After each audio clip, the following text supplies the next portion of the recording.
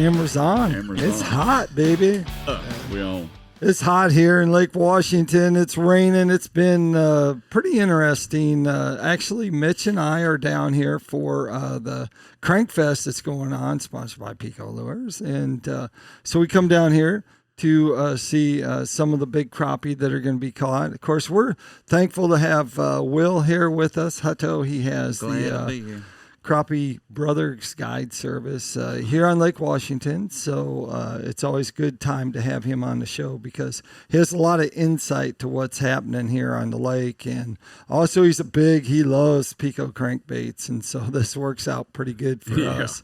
Mitch, of course, this guy, the brainstorm came up with PICO crankbaits. So we'll ask him a few things about that. We'll start with you, Will. Okay.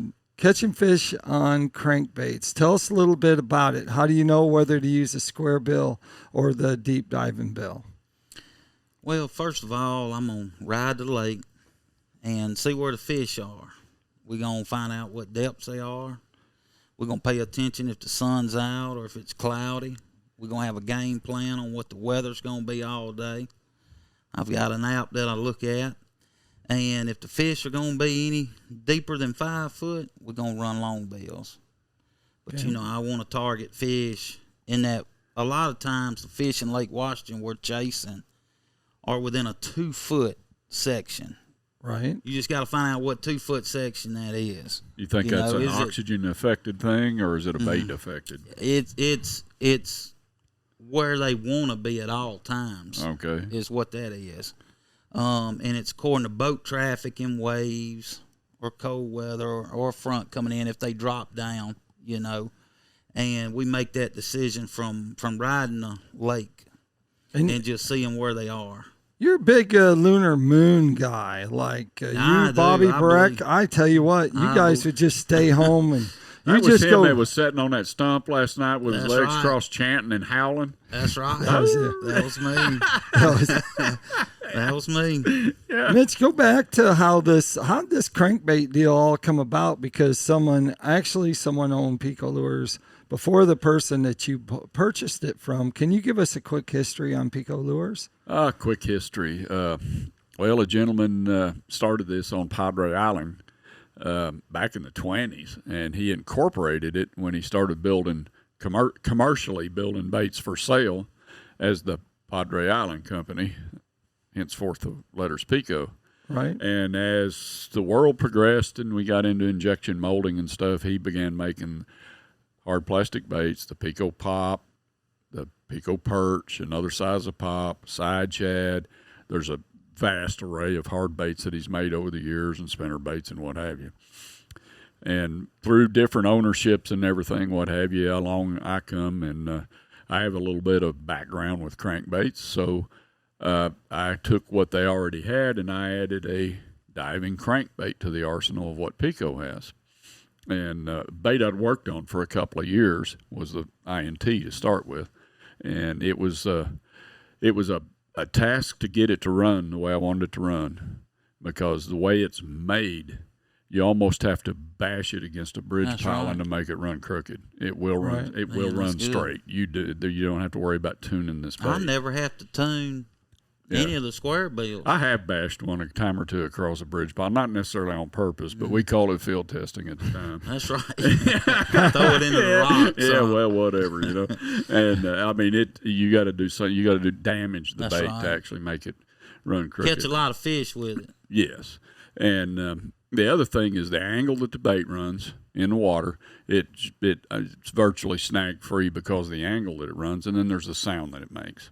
Exactly, because from the square bill to the deep diving. Yeah, this is two different sound patterns for two different water columns.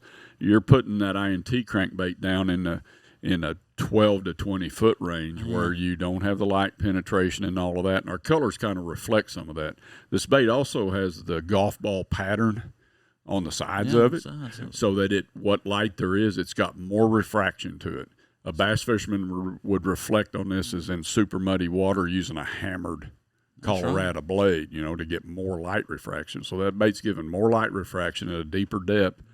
Plus we put the precise size and number of rattles in this thing behind a knocker. The front of this thing has a knocker in it to give it the weight forward and everything. Plus, it makes a solid sound in there, and then it's got the baits that sing behind it. So it's got multiple sound patterns, multiple ways to reflect light. It's got color patterns that play with light refraction when it gets to that depth. Makes it a very, very effective bait. Catch a lot of different kinds of fish too with that. Yeah, not just one species. When you got six rods out, one's got a catfish, two's got a crappie, right. one's got a 6-pound bass, and the other one's got a yellow perch on it. It's tricking a lot of different fish. You know it's something that fish in general want to eat.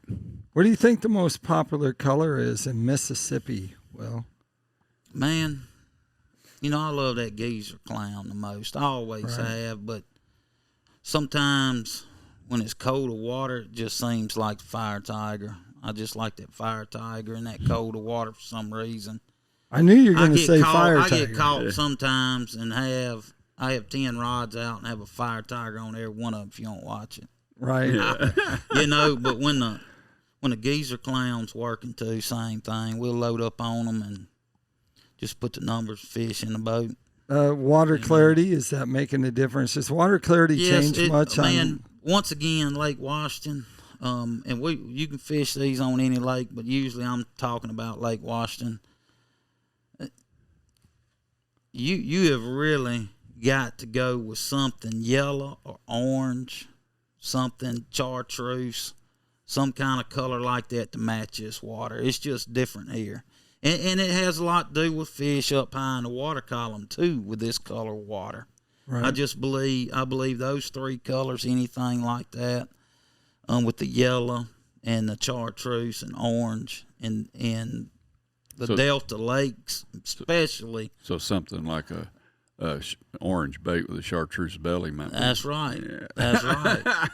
So, Mitch, you actually, since you have a hand in all the process of selling them and shipping them out, what is the number one color across the United States for them? Will wants to know. He's like, he turned over. Like, I just filled Will's order, so I know he's not lying about the fire tiger.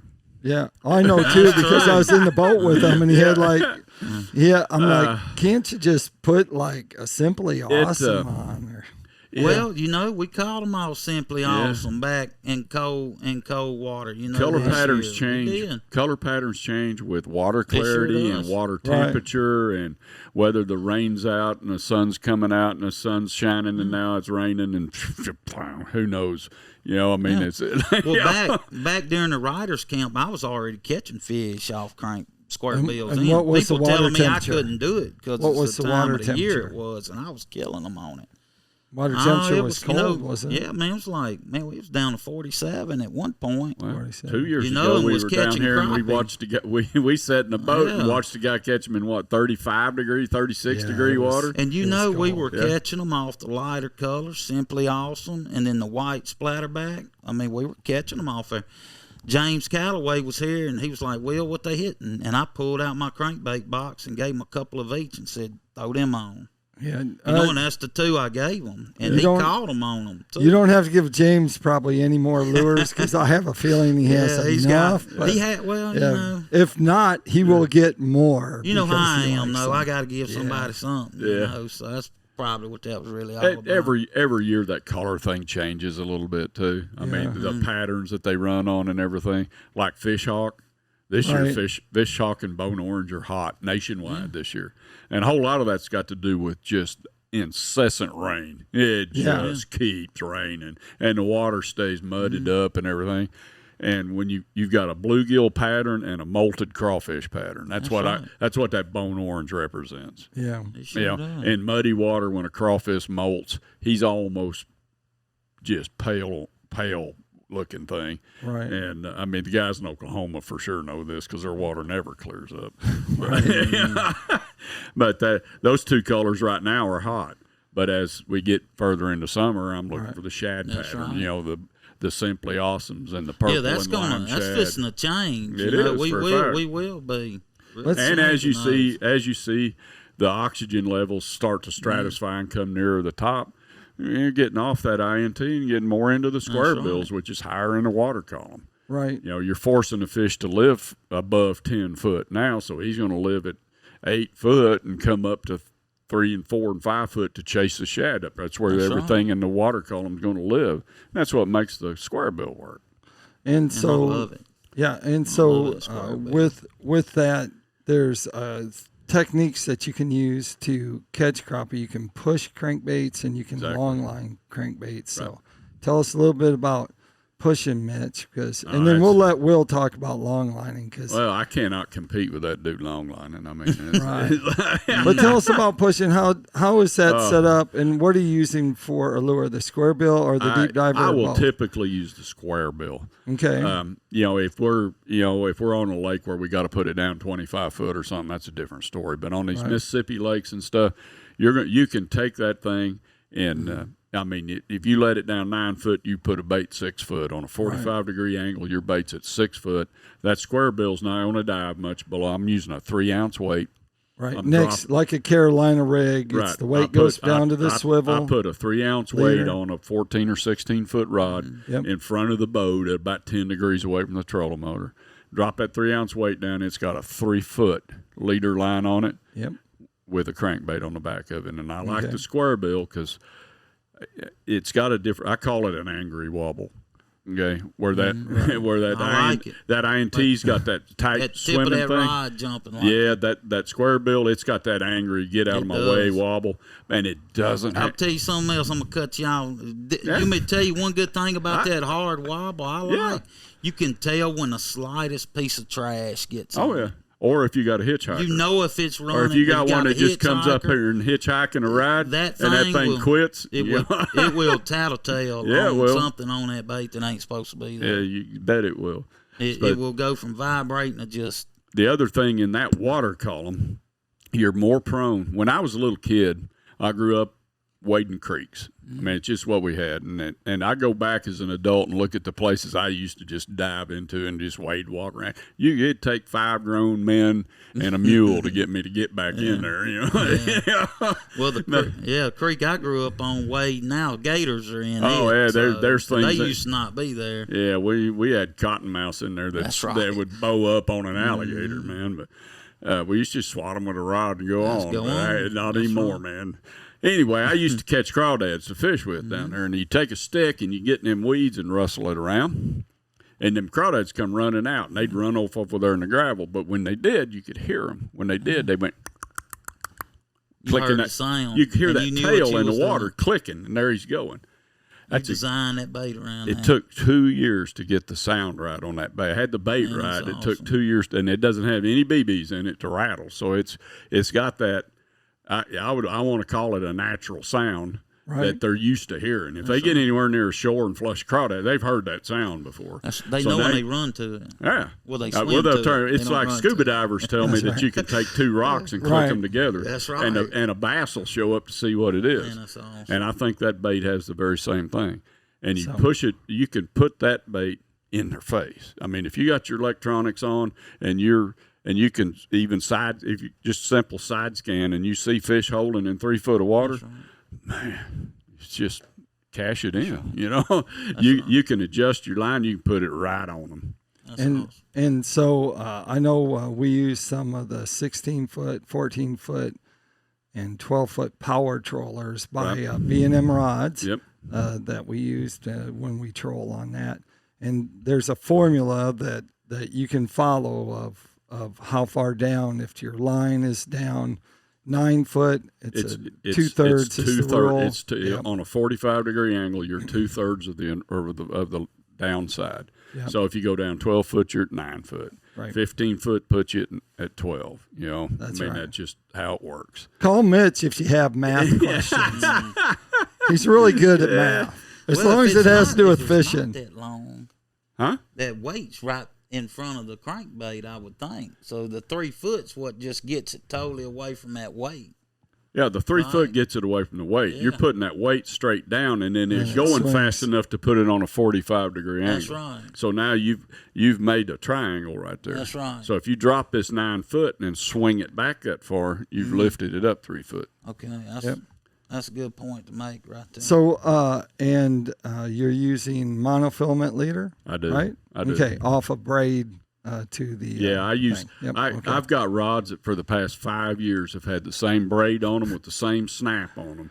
So if I want a long line with that thing, that same one, I just unsnap that weight, put it down, 80 foot of line out with an INT on it, and I'm dragging a crankbait again. So And that takes us to Will. Will, tell us about long line and what are you using for rods and what are you using for line, fishing line, and a little bit about how you're setting it up, how much line you're letting out on each pole. All right, I run 2 14s out the front, one off each side, Right. and then 2 8s right beside it off the front. Okay. And then in the back, I run 6 rods. I run 2 13s, 2 10s, and 2 8s. Okay. And that's how I run them. And I run a braid, a 10-pound braid, and I also, on the distance that we run is always going to change according to the fish, where they're at in the water column. Right. If they're really high, I'm only going to run 30 feet back on the front 2 rods. I mean, it's not far back at all. Right. And then the outside rods in the very back are 30 foot as well. And then we'll put some about 40, 35 to 40. Right. That'll drop them down just a little. Once again, I'll say again, they usually are in a 2-foot section, so I want the 30-footers to be right above their head. You've got aisles that you're running the baits. That's right, that I'm in. running the baits, and I'm running them, 30 foot to get them down to the top of those fish, and then 35 to 40 to get them down, about midway of them. Yep. And then a lot of times your bigger slabs might be just under them a little bit, and I'll have 40 to 45 on the 2 middle poles right by the motor. And that'll get the bait on down, at the bottom of the school. So we're covering that whole 2-foot section. Right. And once again, it's according to how deep they are, how fast I'm going to run. I want to touch on one other thing right there. Somebody's listening is like they're going to peel 30 foot of line off their reel. And they're going to look back there, and it's going to be in the whitewater of their boat. Tell them what it's going to be close. Well, if you've got your rod sticking up on this angle, you're only going to have 5 foot of line in the water. That ain't where you start counting 30 foot. I don't. Yeah, I see people do that. I don't run my rod tips up though. Right. So that'd make a difference too. Like he's saying, you would change what I said if your rod tips. You are start up. counting line out where it hits the water. Where it hits the water. Right. That's right. Then so you go 30. That's a mistake I see people making all the time when they throw right. crankbaits. Well, you said put it 60 foot back. Well, the first 40 foot of it is still out of the water. You're running a bait. I like to run my rods down low. Because I like the bite when it hits. I can tell. Put the rod tip in the water. First of all, I can tell if it's a crappie on there or a drum or a catfish, because the crappie, when they hit, those rod tips are going to come up when they go back, and then they'll slam in like this, and they'll just stay there. That crappie be pulling almost dead. It's not a whole lot of pump to it. Right. Okay, if that's a catfish or a drum, that rod's going to stay down and pump hard. Right. So that's the reason I keep my rods pointed towards the ground instead of up in the sky when I'm fishing. And how embarrassing is this? Tackle time. It's time for tackle time, and it's sponsored by PICO Lures. Gee, what would we like to talk about? Catfish bait? I will tell you this. This is honest truth. Mikey, my fishing partners, won't need catfish. He said, we need to go catch some catfish. We need to pull all this crankbait and all these rods off his boat, and let's go in the woods and catch some catfish. I said, well, man, we just caught 10 catfish yesterday while we was crappie fishing. Yeah. I said, why don't we just put the baits out a little further back, go a little faster, dig them square bills a little deeper, and let's see how many we can get. We went home with 39. Yep. 39 catfish. That is something I have bills. learned fishing in Mississippi, trolling the crankbaits. That's tip true of the story. day. If you're catching catfish after catfish while you're trolling, you're fishing too deep. You fishing too deep. Yeah. He was. Shallow them dudes up. He said he wanted a catfish fry, and I said, well, let's go put them out a little further and go a little faster, dig them a little deeper, and we left for 39. Yep.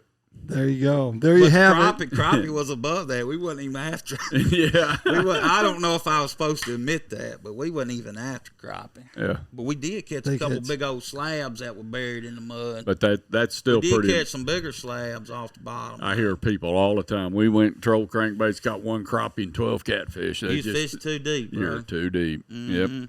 There you have it. So PICO Lures. If you want to check out PICO Lures, you can go to PICOLures.com and you can check out all the lines. They have a full line of hard baits, and they also have a whole line of soft plastics. Soft plastics, And scope it's eye, for- jig heads, you name it. And they have everything for all game fish, from walleye, stripers, whites, bass, you name it. They got something for every game fish that you're after. And that pretty much does it. Will, if they wanted to find out more about you and your guide service, where would they go? Crappie Brothers Guide Service on Facebook. Okay. And you can call me personally, 601-906-7360. All right. And Mitch, we already know www.picolures.com for you. .com. A lot of choices. It's going to take you a while to look at that one. There you go. There you See have it. everything y'all got. Like we like to end every show, make sure you keep your hook sharp and your lures in the water.